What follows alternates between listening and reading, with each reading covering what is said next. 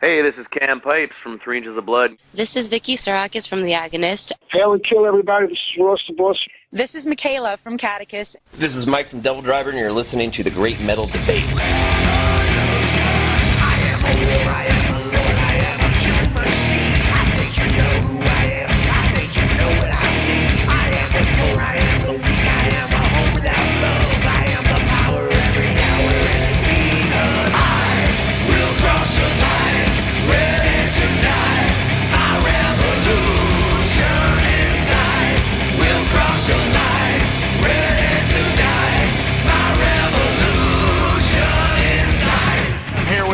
Matthew Dee Edmondson from Killing Grace.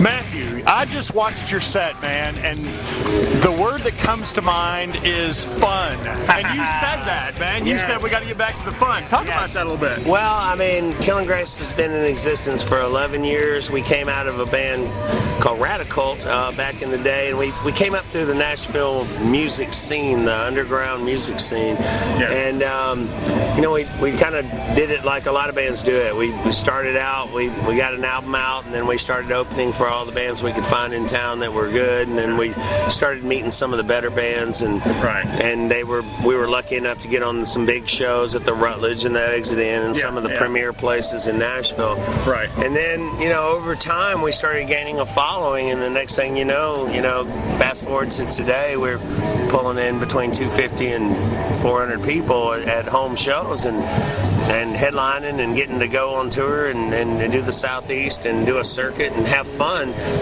But we were so worried all those years, you know, the next album, what's going to be the hit, what are we going to do? And you know, you book the hotel rooms, you get your publicist, you get a manager, you get a label, there's so much to it.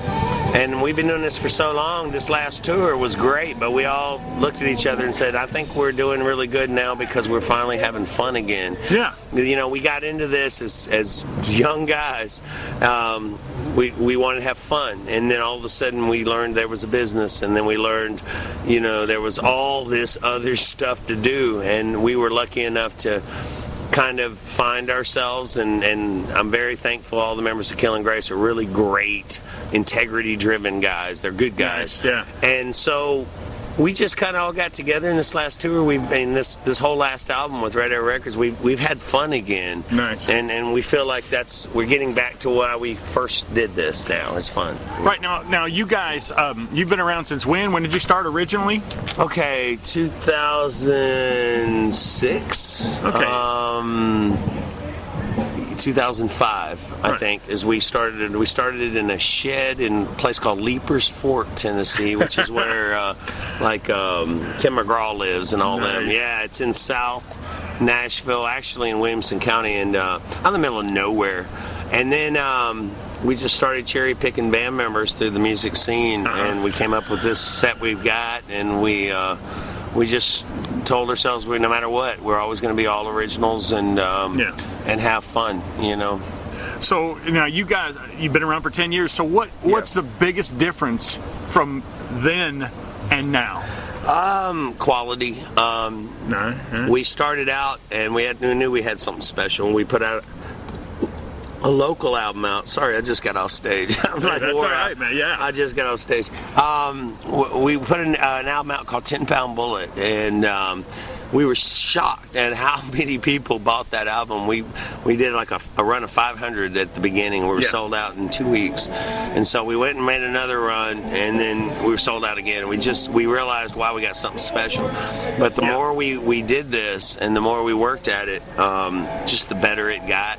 And we're truly a band that realizes we're at that epiphany where we realize, man, we're drawing really big crowds, and yet we know we haven't written our best song yet. So we're excited. We're on, you know what I mean? We can see that we're still ascending to heights that this band never dreamed of. We couldn't believe the blessings we've had lately, and the crowds and the music, and it's expressed in our music. You know, I can't believe I get up on stage every night and get to sing those songs. I feel so lucky. I'm like, man, these are badass songs. Yeah.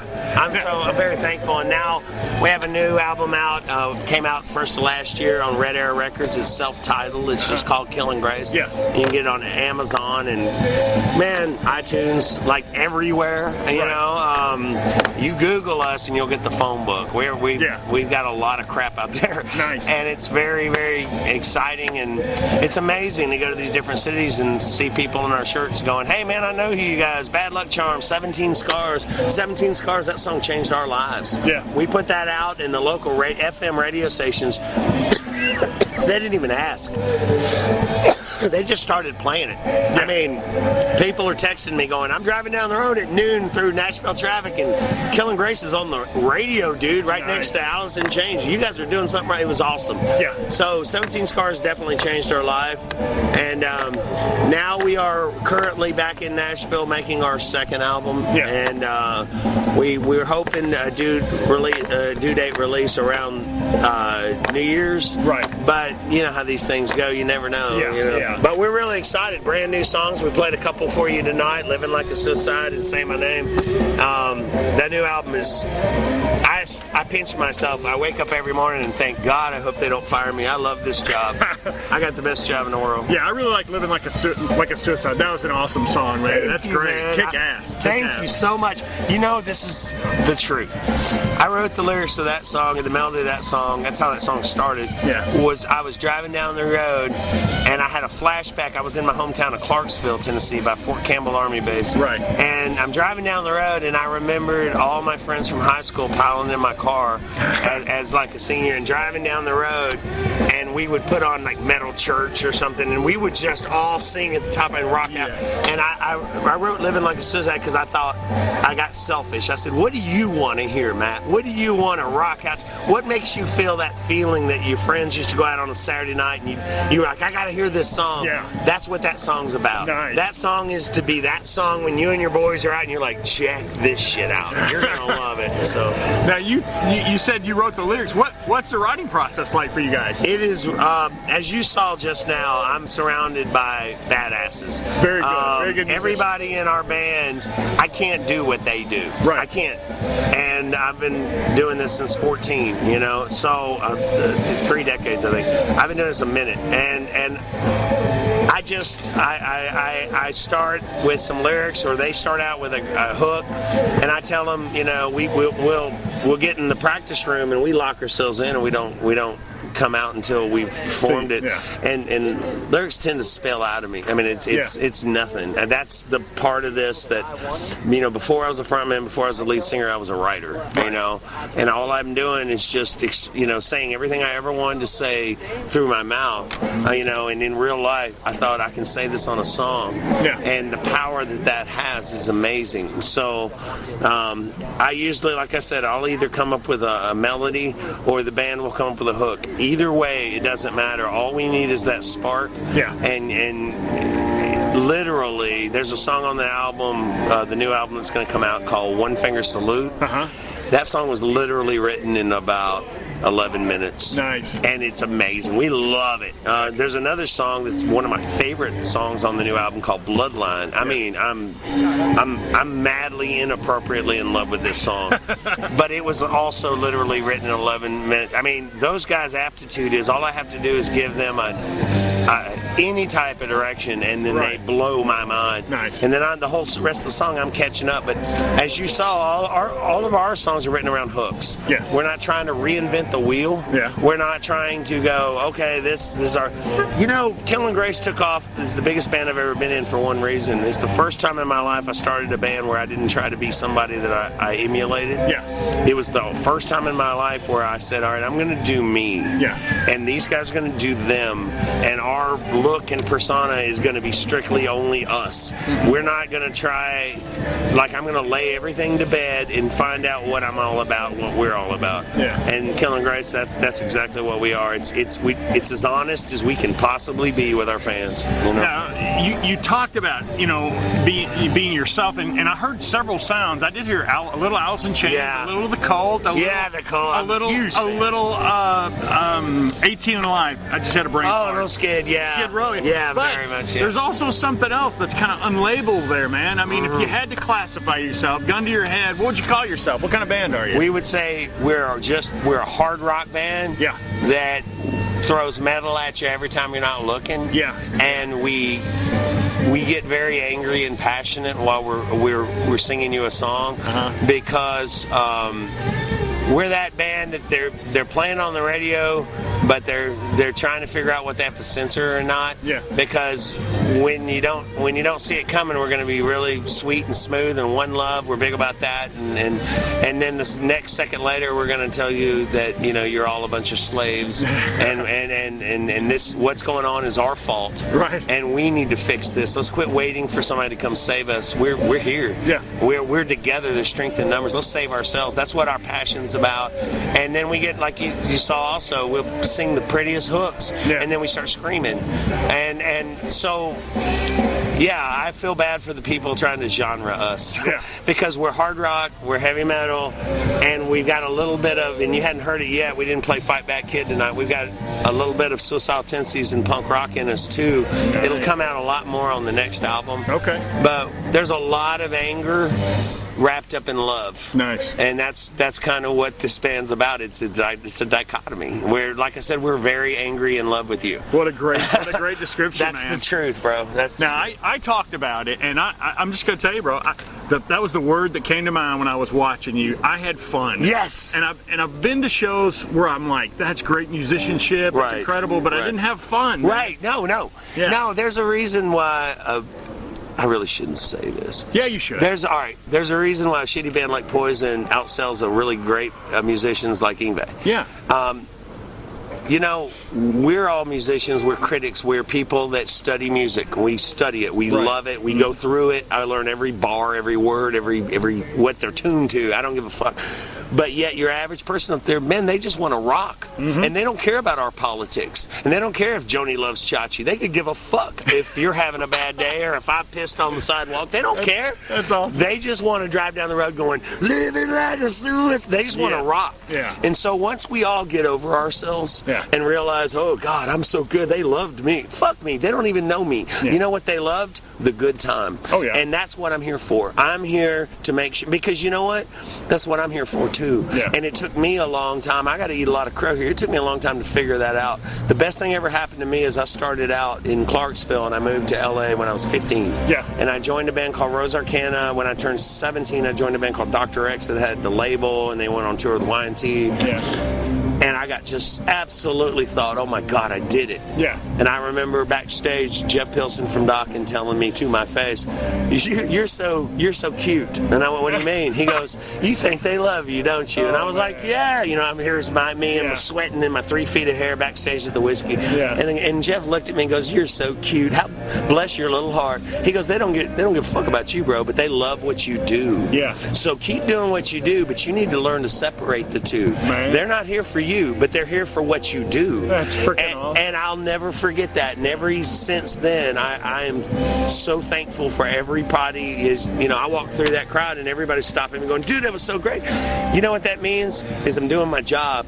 Chris Rock said it best. I'm not going to pat myself on back for doing something I'm supposed to do anyway. Yeah. So I'm supposed to be great. If I'm not great, why the hell am I here and why did y'all show up? Why the fuck are you here? So my job is to be great, and if I ever fall short of that, well, that's not possible, because I wake up every morning and think, everybody's good at something. This is what I got to do. Yeah. This is what God gave me, and this is what my people gave me. My people that I go back home and they're like, oh my God, you just went on a tour of the nation. Right. Congratulations. What's that feel like? I said, it feels like we need to do more of this. Yeah. We need to work harder.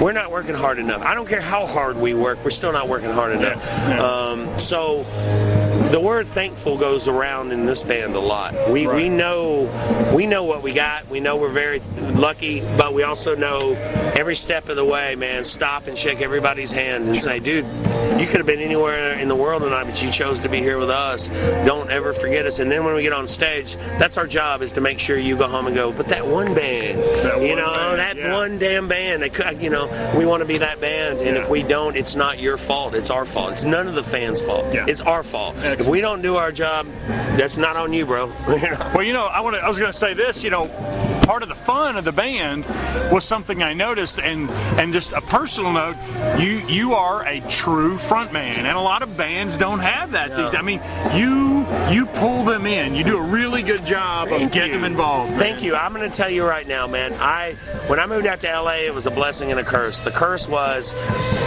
out there, everybody worried about look and image and everything, and musicianship came second. Yeah. In Nashville, where we're from, and I can't speak for everywhere, but a lot of places I've noticed, Knoxville, Memphis, Louisville, musicianship comes first, and image is an afterthought. So I learned how to do something, but then I also realized when I go home, I need to find aptitude. I need to find people that, you know what I mean? Respect is, when you respect everybody in your band, you're onto something. Yeah. And all of us have been in bands where you're like, this guy's not working out, but he's a nice guy and he lives down the road. You've got to get over that and realize, look, when you step on that stage, you're presenting yourself to the world. Now, as far as my job, I'm the lead singer of the band. If I can't look at myself in the eye, if I asked all of you to come and all my members to come and work their asses off, and I don't get up there and do my job is to entertain you. Sure. And I take that really seriously. At the same time, man, we're all here for one thing, music. And I appreciate that. I hear that a lot. Everybody's like, we won a few awards in Nashville about that and stuff. And I got up there and told the whole crowd at the Nashville Independent Music Awards, we swept it this year. And when I got up for my speech, I told everybody I wouldn't be here if there wasn't for thousands of people behind me who have shown me how to do this. Yeah. And I just could get up there and put my own spin on it. Man, it's a blessing, bro. Sure. It's a blessing. Yeah. Now, just another personal question. I ask everybody I interview this. No problem. Did you have a moment when you were younger, you were listening to a song, watching a video, singing a song, and you were like, holy shit, this is what I'm going to do the rest of my life? What was it for you? I know exactly what I'm going to say, because this is so true. I was abandoned by my mom when I was 6 years old. Yeah. And my dad, made $6 an hour at some local factory. Well, he took on a bunch of other jobs for me and my brother to make sure that we didn't never have nothing, that other kids didn't have. Yeah. I never realized we were poor until I got older, and I was like, fuck, we were poor. Yeah. And so my dad bought me this stereo, and I would sit back in my room and listen every night, and I would listen to it. And I'll never forget the first time I heard, I can't believe I'm going to say this, because I heard a lot of great music before this. But the first time I heard Shout at the Devil, I said to myself, sweet, I want to do this. And I heard 10 Seconds to Love, which was my jam. And I was like, you know what? I want to do this. And not only do I want to do this, I want to do this for real. Like, I don't even care about the partying that they did. I was like, I don't even want to party like them. Right. I want to murder the stage like that. And then it went from there to I fell in love with Wasp.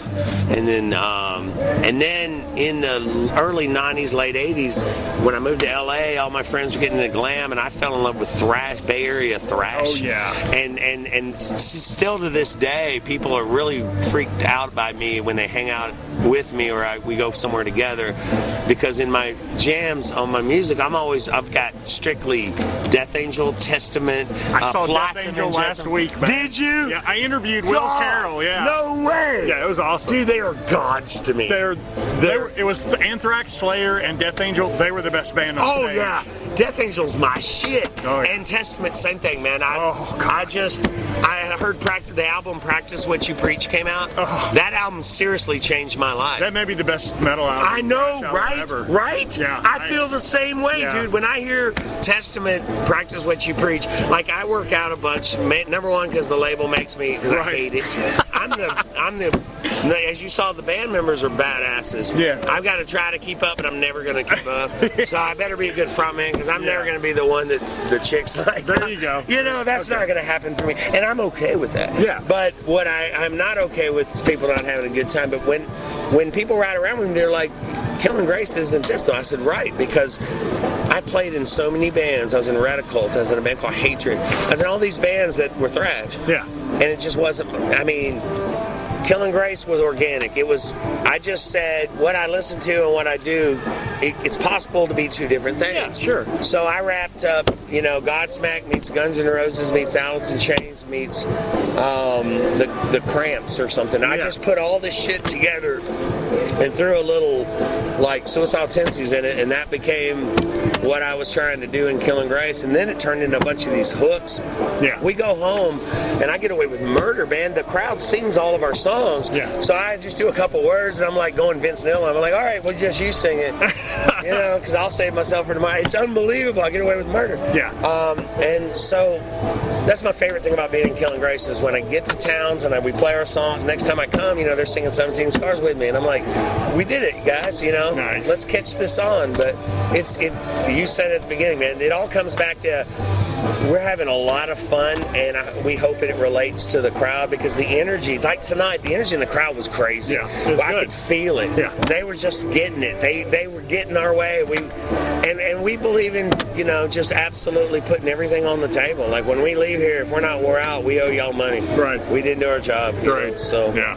So. Well, tell me, where can fans get music and merchandise? Okay. From Killing Grace. www.killinggrace.net is our website. You can get all of our merchandise, all our albums. You can.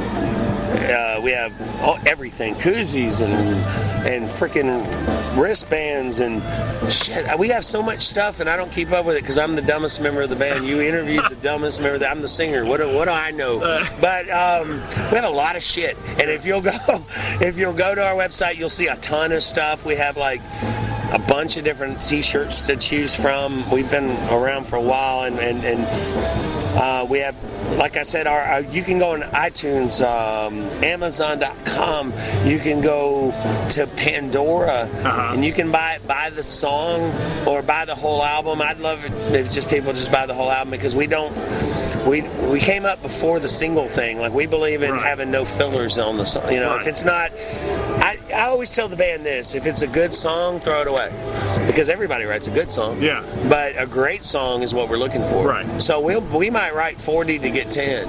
Yeah. And I'm cool with that. Yeah. Because if we're not able to do that, then why are we here? You know, we say we're a band. Well, be a band. Yeah. Go in there and work. We practice when we're home. We practice 4 to 5 nights a week, and it's not negotiable. Yeah. Like, that's gonna happen. Or why are you here? Because, like, our whole job is to be great. Yeah. And we will not settle for anything. If it's not gonna happen. You live it. We live it. Yeah. We mean it, man. And we are married to each other. Being in a band like ours is a 5-way marriage. Sure. And the biggest thing if I could ever give anybody advice, because I've done this 27 years now, in clubs, 27 years. If I give anybody advice, respect. Yeah. You know, I don't care what you're going through. Everyone around you, show them respect. I have no respect for people that have no respect. Right. I have none. It just takes a little bit, and you get nothing but love from a lot of people. Oh, yeah. You just act right. You know what your parents told you to do in the beginning. It was right. It was right. Yeah. Yeah. So. Well, dude, Killing Grace, second album, due out when?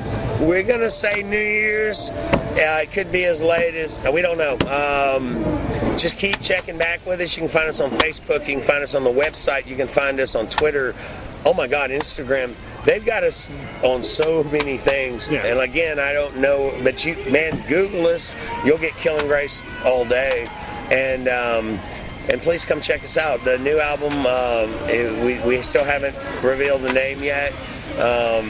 But it's the best collection of songs, I promise you, that we have ever done. Excellent. And we are so excited. We are so excited. So everybody just keep checking back, and thank you for having the interest in us. It's why we do this. It keeps us going. So we can't say thank you enough to everybody out there. Well, my brother, I appreciate it. Killing Grace, check them out. Check us out. Great Metal Debate listeners. Much love.